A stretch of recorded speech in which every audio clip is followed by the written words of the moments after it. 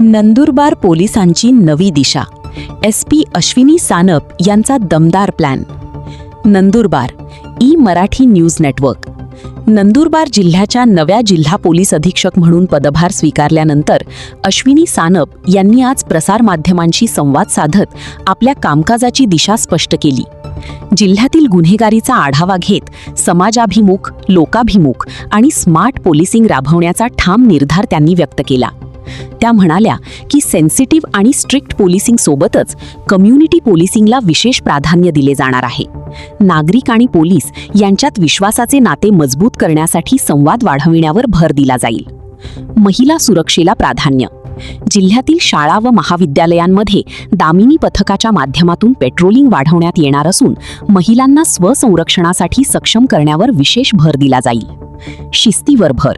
Discipline हा पोलिसांचा कणा आहे असे सांगत सानप यांनी पोलीस दलात शिस्त अधिक बळकट केली जाईल असे स्पष्ट केले. जनजागृती मोहीम.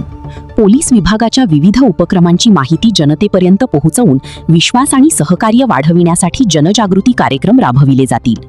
यावेळी स्थानिक गुन्हा शाखेचे पोलीस निरीक्षक हेमंत पाटील यांच्यासह पोलीस विभागातील अधिकारी व कर्मचारी उपस्थित होते. थोडक्यात नव्या SP अश्विनी सानप यांच्या नेतृत्वाखाली नंदुरबारमध्ये स्मार्ट, सेन्सिटिव्ह आणि लोकाभिमुख पोलिसिंगची नवी सुरुवात होणार असल्याचे संकेत मिळत आहेत. Marathi news network. काल सायंकाळी मी नंदुरबार जिल्ह्याच्या पोलीस अधीक्षक पदाचा कार्यभार सांभाळलेला आहे.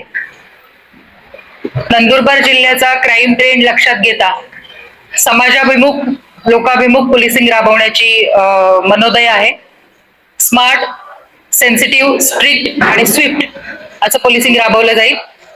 त्याचबरोबर पोलिसांच्या वेलफेअर बाबतही बरेच उपक्रम राबवणं गरजेचं आहे, ते देखील राबवले जातील. आणि कम्युनिटी पोलिसिंगच्या माध्यमातून समाजामध्ये सौहार्द कसा राखला जाईल या बाबतीत विशेष प्रयत्न केले जातील. डिसिप्लिन हा पोलीस दलाचा कणा आहे, त्या बाबतीमध्येही विशेष भर दिला जाईल. महिलांच्या बाबतीमध्ये शाळा कॉलेजेसमध्ये आमचं दामिनी पथकाच्या मार्फतीने पोलिसिंग तर असतंच, पेट्रोलिंग असतं, परंतु स्वतःच्या संरक्षणासाठी महिला कशा सज्ज होतील किंवा त्या बाबतीमध्ये त्यांच्यामध्ये कसं बळ निर्माण होईल या दृष्टीने काही उपाययोजना करण्याचा मनोदय आहे. तर त्याची तयारी झाल्यानंतर मी परत आपल्याशी त्या बाबतीत संवाद साधेनच. मी स्वतःही काही कॉलेज आणि शाळेला भेट देऊन महिलांमध्ये, मुलींमध्ये जागृती निर्माण करण्यासाठी विशेष प्रयत्न करणार. सामान्य जनतेचा आवाज थेट तुमच्यापर्यंत.